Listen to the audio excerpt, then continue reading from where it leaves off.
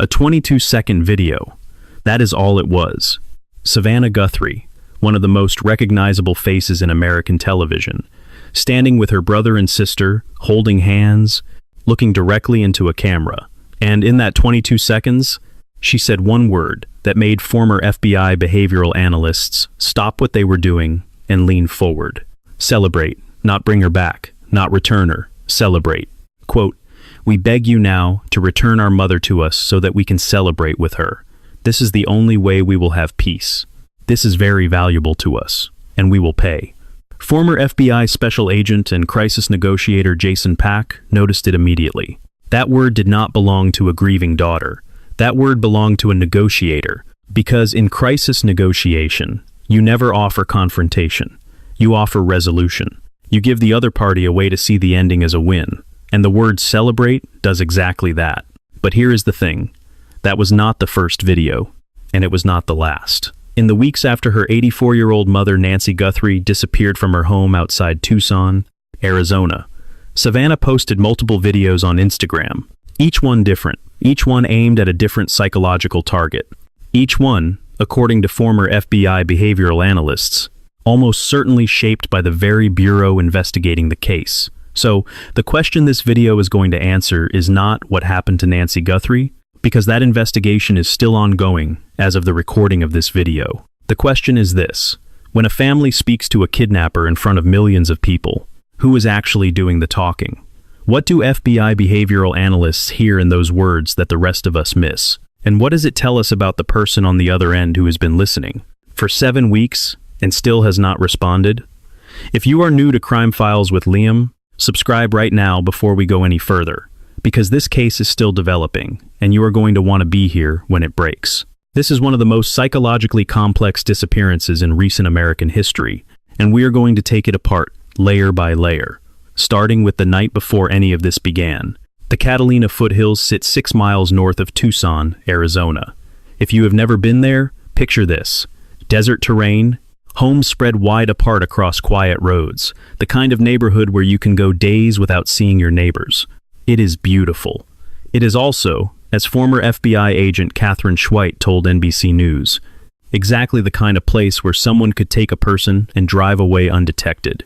Nancy Guthrie had lived in the Tucson area for more than 5 decades. She was 84 years old. She lived alone. She had limited mobility and required daily medication for a chronic condition. Her heart was fragile. These are not background details. These are the facts that define why every single hour mattered once she was gone. She was, by every account, a woman of routine. She attended church. She watched a weekly online church live stream with her community. She had dinner with family regularly, and on the night of Saturday, January 31st, 2026, she did exactly what she always did.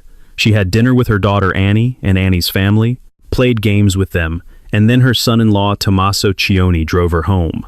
He dropped her off at approximately 9:50 in the evening. The garage door opened. She went inside.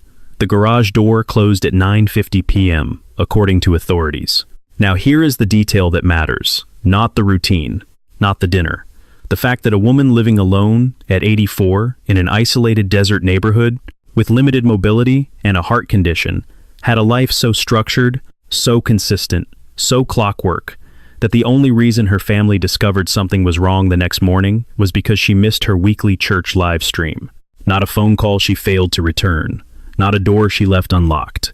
A church live stream she did not show up to watch. That is the thread that unraveled everything. Think about what that means from the other direction. Someone who wanted to take Nancy Guthrie without being noticed for as long as possible would have needed to know her patterns, her routines. When she came home, when she was alone, what her neighborhood looked like after dark. The garage door closed at 9:50 p.m. That was the last confirmed moment anyone knew exactly where Nancy Guthrie was. And somewhere between that moment and 11:56 the next morning, when her family grew worried, everything changed. Not with noise, not with a struggle anyone could witness, with silence. At 1:47 in the morning on February 1st, the doorbell camera at Nancy Guthrie's home disconnected. Not a technical failure, not a power outage. The camera went offline.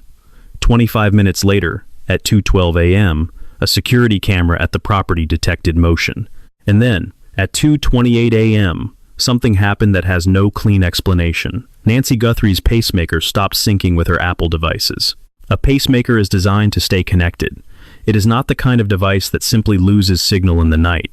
When a pacemaker disconnects from its monitoring application at 2:28 in the morning, it means something changed about where that person was or what was happening to them.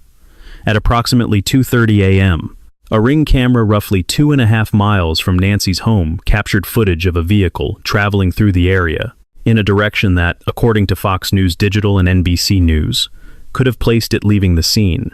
The next confirmed event in this timeline is 11:56 a.m. A gap of more than 9 hours. No calls, no footage of Nancy, no contact. At 11:56, her family checked on her when she did not appear for the church live stream. At 12:03 p.m., someone called 911. At 12:15, Pima County Sheriff's deputies arrived. What they found confirmed what the timeline already suggested. Blood on the front porch, confirmed by authorities to belong to Nancy Guthrie. Pima County Sheriff Chris Nanos reviewed the evidence and made a determination. Nancy Guthrie had not left her home on her own. She had been taken. The investigation began. And within 24 hours, a local Tucson television station received something in the mail that would change the direction of everything. But before we get to that, understand what law enforcement was working with on that first day. A 9-hour window of silence, a disconnected camera, a pacemaker that stopped syncing in the middle of the night, a blood stain on a porch, and absolutely no witnesses. In a neighborhood where houses are spread wide apart across desert terrain, in the hours between 2 and 3 in the morning, no one saw a thing. Pima County Sheriff Chris Nanos publicly stated his belief that Nancy Guthrie had been kidnapped. The FBI was called in, and a multi-agency investigation that would eventually involve FBI agents, U.S. Customs and Border Protection, search and rescue teams, and forensic analysts began to take shape. The search for Nancy Guthrie had started. What no one knew yet was how deep it was going to go, how many layers it would have, and what would be found inside those layers. Not just evidence of a crime, but evidence of a psychological operation that had been hiding in plain sight the entire time. On February 10th, 9 days after Nancy Guthrie was reported missing, FBI Director Kash Patel posted images and video to X. The footage came from a doorbell camera at Nancy Guthrie's front door, and what it showed stopped people mid-scroll across the country. A figure, male, average build, approximately 5 feet 9 or 5 feet 10 inches tall, wearing a ski mask, gloves, a zipped-up jacket, and a black Ozark Trail hiker pack backpack, armed, standing at the front door of an 84-year-old woman's home in the middle of the night, appearing to tamper with the camera. This was the first time the public saw him. But according to a law enforcement source who spoke to CNN, investigators on the ground in Tucson had reason to believe this was not the first time he had been there. One of the images Patel posted showed the same figure without the backpack and without the gun. A source told CNN that investigators believed that image may have been taken on a different day entirely, possibly weeks before the abduction, when the suspect may have been conducting what CNN's chief law enforcement analyst John Miller described as pre-operational surveillance and reconnaissance. The Pima County Sheriff's Department pushed back immediately. In an official statement, the department said there was no date or time stamp associated with those images, and that any suggestion the photographs were taken on different days was purely speculative. But consider both possibilities for a moment. If the sheriff's department is right, the suspect arrived once, armed and masked, and took Nancy Guthrie. If the CNN source is right, he had been there before. He had stood at that door on a prior occasion, looked at the camera, noted its position, and come back with a plan. Former FBI agent Jose Alcazar pointed to another detail in the footage. The suspect approached the house with his head down, not the posture of someone moving quickly through an unfamiliar space. According to Alcazar, that posture means something specific. He had been there before. Former FBI counterintelligence official Frank Figliuzzi noted the backpack that was mating, the full coverage of the body, the ski mask and gloves in a desert climate. Quote, "This does lead to the possibility of a legit kidnap," and former FBI behavioral analyst Barbara Daly, who spent 31 years with the Bureau, said something that has stayed with this case ever since. Quote, "It is either the most amateurish thing ever, or it is what someone wants us to think. Meanwhile, the FBI was accumulating evidence at a scale that is difficult to comprehend. According to NBC News, investigators had amassed an estimated 10,000 hours of video footage from Ring cameras, neighborhood cameras, road cameras, and other surveillance sources across the Catalina foothills area. 10,000 hours. To put that in context, if one person watched that footage continuously without stopping, it would take more than 400 days. Forensic video analyst Edward Baker, speaking to CNN, noted that because the doorbell footage was captured at night using an infrared filter, investigators would need to account for color distortion when analyzing clothing and other identifying details. Nothing about this evidence was simple to read.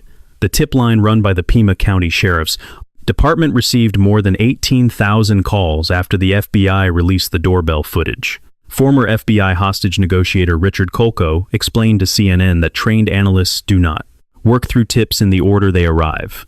Every submission is assessed and prioritized.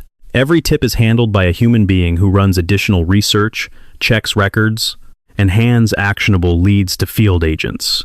Investigators also collected physical evidence near the scene. 16 gloves were recovered in the area surrounding the house. One of them appeared to generically match the type worn by the figure in the doorbell footage. DNA was extracted and submitted to the FBI National Database. The result? The DNA matched a local restaurant worker. According to the Pima County Sheriff, that person was not considered part of this investigation. The department noted, however, that other DNA evidence was still being analyzed. On February 11th, law enforcement detained a person for questioning during a traffic stop, approximately 1 hour, south of Tucson, near the U.S. border with Mexico. The detention was based on investigative leads. The person was not charged.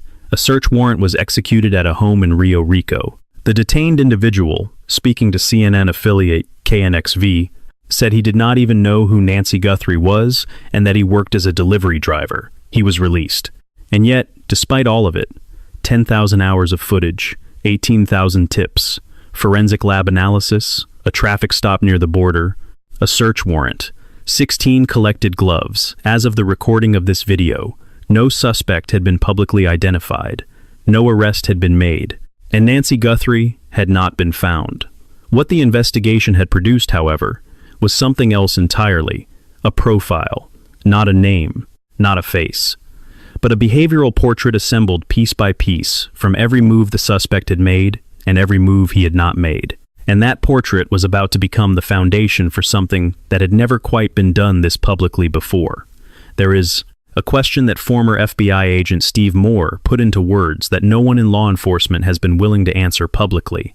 He said, and this is according to the Irish Star, that a group of former agents had been discussing the case among themselves and could not figure out why it had not been solved. Not because they believed the investigators were incompetent. His words were the opposite of that. He said he trusted the agents and the teams they were on. But he also said this: if there was not some kind of roadblock, they would have solved it. And he pointed to something specific: interagency friction, public relations gaps, moments where the investigation had not gone to plan. That is a significant thing to say out loud about an active case.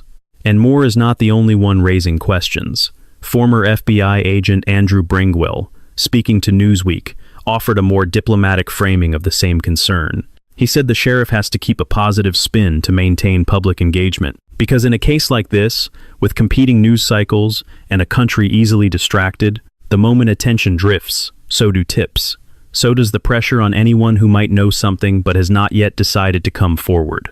The public is not just an audience in this investigation, it is a tool, and that is where the ransom notes become something worth examining carefully. Multiple outlets reported receiving notes. At least one demanded payment in Bitcoin. K-Gun in Tucson reported receiving a note that demanded $6 million by a deadline of 5 p.m. on February 9th. That deadline passed.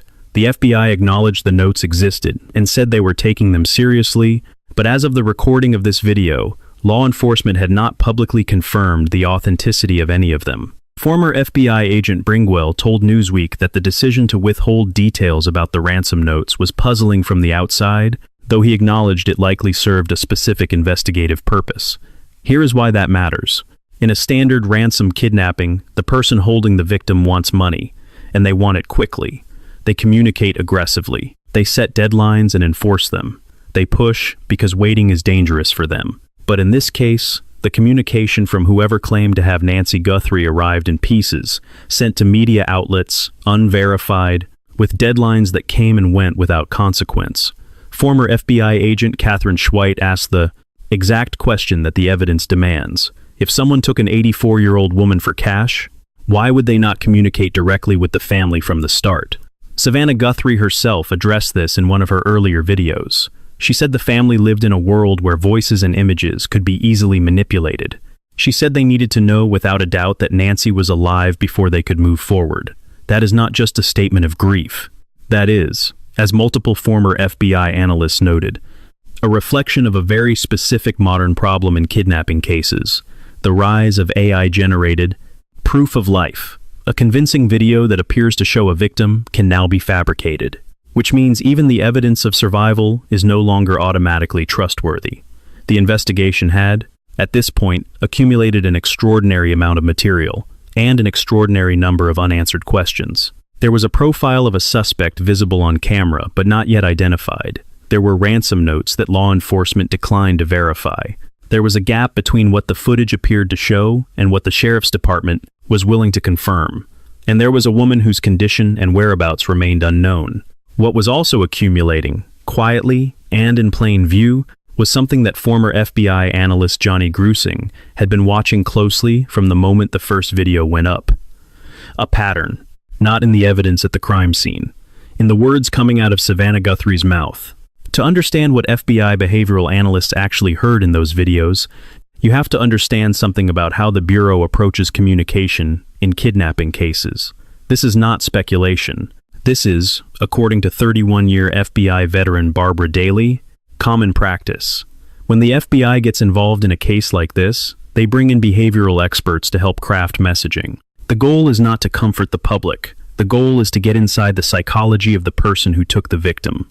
And to do that, you have to know who you are talking to. Grusing, who spent 13 of his 25 years at the FBI coordinating the behavioral analysis unit in the Denver division, laid out what he saw across the 3 videos Savannah delivered personally. The first was built around humanization. Its purpose was to make Nancy Guthrie a person to whoever was holding her, not a commodity, not leverage, a mother, a grandmother, a woman with a fragile heart who needed her medication. Former FBI agent Christy Cottis, who supervised the Joint Terrorism Task Force in New York, put it this way: those videos were an attempt to create an intimate conversation between the family and whoever had Nancy, conducted in front of millions of people, a private negotiation with a global audience. The second video shifted register entirely. That was the video with the word "celebrate" in it. Jason Pack, a former FBI special agent who spent 25 years working crisis negotiations, told multiple outlets that the language of resolution is one of the most precisely deployed tools in hostage communication. You do not say surrender. You do not say give her back. You say celebrate, because celebrate means everyone wins. It means there is a version of this ending where the person who took her can walk away, feeling like something other than a criminal who got caught. You are not trapping him. You are opening a door. The third video was different again. Grusing described it as the most psychologically targeted of the 3. It arrived after 2 weeks of silence from the suspect. It opened with Savannah saying it was never too late, that the person was not lost or alone, that she believed in the essential goodness of every human being. Grusing said this video was not aimed at someone calculating their next move. It was aimed at someone who had already made too many moves and was starting to feel the weight of them. Someone who had gotten in, as Grusing put it, way over his head. Someone whose family and friends had not turned him in, but who was waking up every day in a different kind of prison than the one waiting for him. Here is what that profile means when you put it together. FBI behavioral analysts are not just crafting these messages into a void. They are watching how the suspect responds. Silence is a response.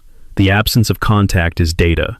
Each week that passed, without the suspect coming forward, told the Bureau something about where he was psychologically, what he feared, what he was holding on to, and what might finally break through.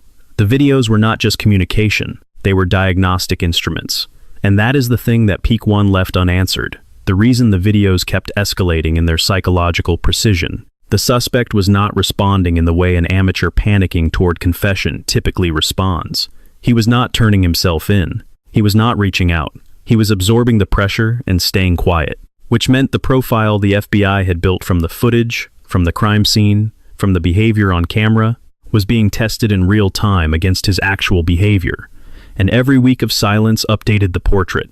Former FBI Deputy Director Andrew McCabe explained on CNN that when investigators detained a person for questioning in February, analysts were specifically assigned to monitor that interview for linguistic overlap with the ransom notes. Same phrasing, same ideas, same patterns, because language is behavior, and behavior, to a trained analyst, is never random. This is the case, then, in full, not a whodunit with a clean answer. A psychological operation conducted across social media, in front of millions of viewers, aimed at one person who has so far chosen not to respond.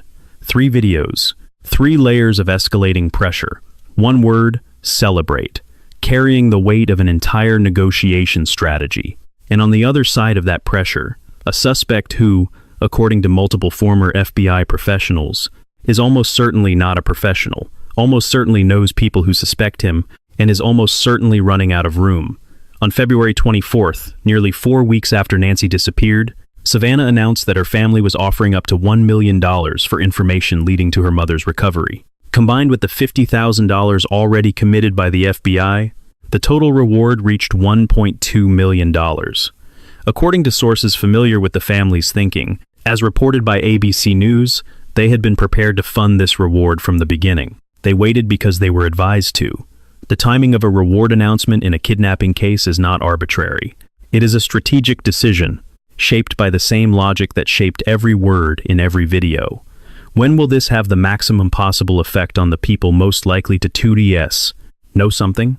Savannah also announced a $500,000 donation to the National Center for Missing and Exploited Children, saying she hoped the attention surrounding her family would extend to everyone searching for a missing loved one. She had been absent from the Today Show since February 1st, including coverage she had been scheduled to anchor for the 2026 Winter Olympics. As of March, former FBI agent Maureen O'Connell noted that Savannah appeared to be managing the scrutiny of the case with a steadiness that O'Connell attributed to her years of professional experience covering high-stakes situations. The Pima County Sheriff's Department, in an official update, stated that the investigation would continue until Nancy Guthrie was located, or all leads had been exhausted. Investigators were actively reviewing surveillance footage from 2 specific dates in the days leading up to the disappearance, dates that the FBI believed could reveal pre-abduction patterns. Conversations with neighbors, footage from those dates being cross-referenced with everything collected since. None of this has produced an arrest. None of it has produced a confirmed proof of life. What it has produced is a picture of an investigation that is still moving, still processing, still pushing on every available thread. And Nancy Guthrie, as of the recording of this video, has not been found. There is one question this case has not answered, and may not answer for some time.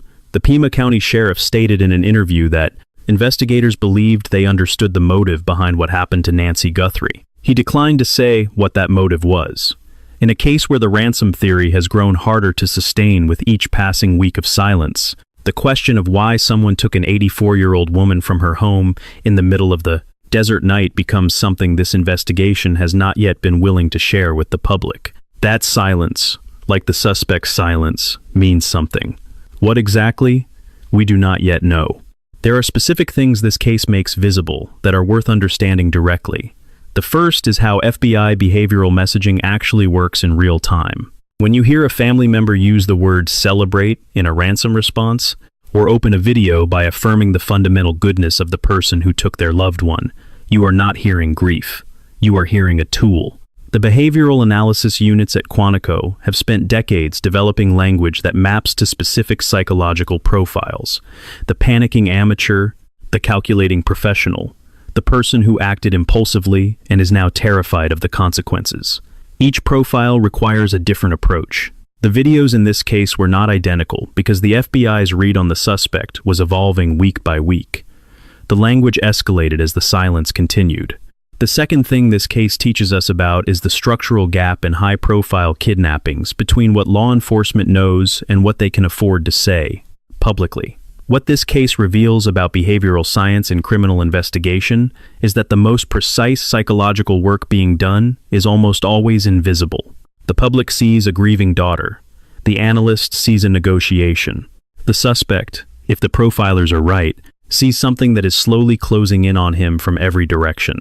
The gap between those three perspectives is where this investigation is actually being fought. What happens next in the search for Nancy Guthrie is not something this video can tell you, because as of right now, it has not happened yet. What we do know is that the people looking for her have not stopped. The reward stands. The tip lines are open. One call, one piece of footage, one person who knows something and finally decides to say it is all it takes. If you have information, the number is 1-800-CALL-FBI. You can also submit tips at tips.fbi.gov. The family and law enforcement are asking for your help, and that request has not changed. Subscribe to Crime Files with Liam and turn on notifications, because this case will have a next chapter. When it does, we will be the first to break it down, and the question we will be asking in that video is one that several former FBI insiders have started raising out loud. Given everything that has been gathered, everything that has been analyzed, and everything that has quietly pointed toward the same behavioral profile, what is the one thing standing between this investigation and an arrest? We will see you there.